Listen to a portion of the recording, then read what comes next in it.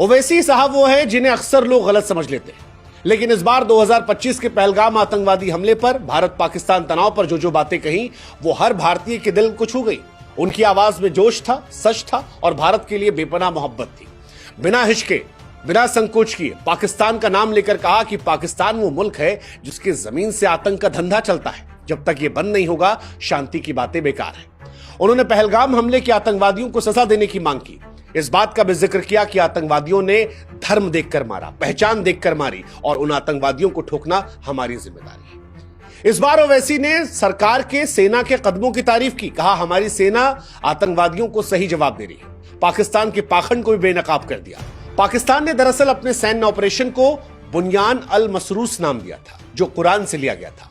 ओवैसी ने इसे झूठ का ढोंग करार दिया। कहा ये वही लोग हैं जिन्होंने 9/11 हमले के बाद मुसलमानों को अमेरिका में बेचा, पुंछ में मासूमों को मारा, बलूचिस्तान में जुल्म किए। इन्हें इस्लाम की बात करने का कोई भी हक नहीं है।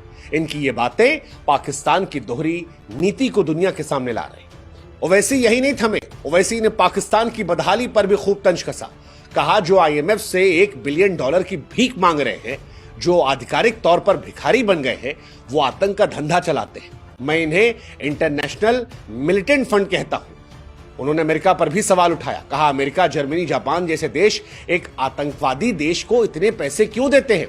टर्की से भी कहा कि जब तुम अपने राष्ट्र की सुरक्षा के लिए दुश्मन पर हमला करते हो तब तुमने नहीं सोचा भारत जब कर रहा है तो भारत पर सवाल क्यों खड़े करते हो। ओवैसी का टर्की पर सवाल उठाना, पाकिस्तान पर सवाल उठाना इस देश में लोगों को ताकत देता है, क्योंकि कई बार लोग धर्म के नाम पर सॉफ्ट होते हैं। लेकिन जब ओवैसी जैसा नेता इतनी मजबूती से, इतने तीखे तंज में ये बात कहता है कि मुसलमान हम बाद में हैं, पहले हम भारत के वासी हैं और भारत सबसे पहले आता है, तो फिर इस देश में यंग लड़के जो ओवैसी को सुन रहे हैं उन्हें भी एक नया जोश मिलता है और देशभक्ति की भावना से वो भी लबरेज होते हैं।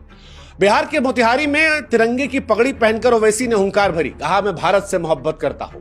मेरी आलोचना वोट की सियासत के लिए नहीं, सच्ची देशभक्ति के लिए है। ओवैसी ने इस देश के मुसलमानों से कहा कि अगर जिहाद करने का शौक है तो फिर आतंकवाद के खिलाफ जिहाद करो।